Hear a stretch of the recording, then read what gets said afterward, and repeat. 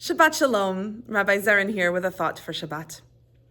I've been thinking recently about our concentric circles of responsibility, the ways that we are all naturally inclined to do things for close family members that we wouldn't do for friends, to do things for friends that we wouldn't do for strangers, even that we would do things for strangers within our community that we wouldn't do for strangers in a different community. On the one hand, this is only natural. The idea that we feel a greater responsibility to those closest to us, perhaps those same people who feel a greater responsibility to ourselves. On the one hand, that is innate. On the other hand, the Torah tries to push back against that idea, or at least expand the way we think about our innermost circle. In this week's Torah portion, we read Parashat Behar-Bechukotai. And among the laws and instructions that we are given, Parashat Behar is concerned with what our responsibility is when someone falls on difficult times. In explaining how we are expected to respond, the Torah teaches us that if one's brother falls on difficult times, it is our obligation to lift him up out of that. That makes sense. A brother is in that innermost circle of responsibility. The Torah then goes on, however, to say that if the person who has fallen on difficult times does not have a brother who can help him up, then that responsibility shifts to the next circle, to the uncles, to the cousins.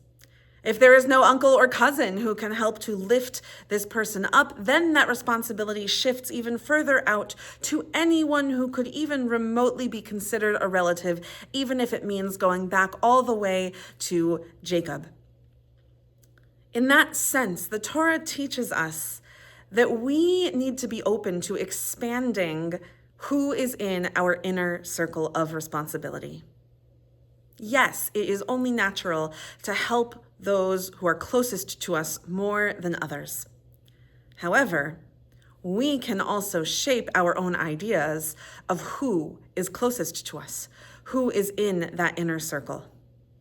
And I think the Torah pushes us to consider how society would look if everyone had an inner circle, so that if there is someone without close relatives, that person is brought inside someone else's inner circle.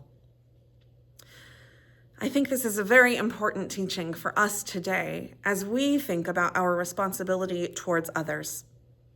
How can we expand the idea of who is in our circle?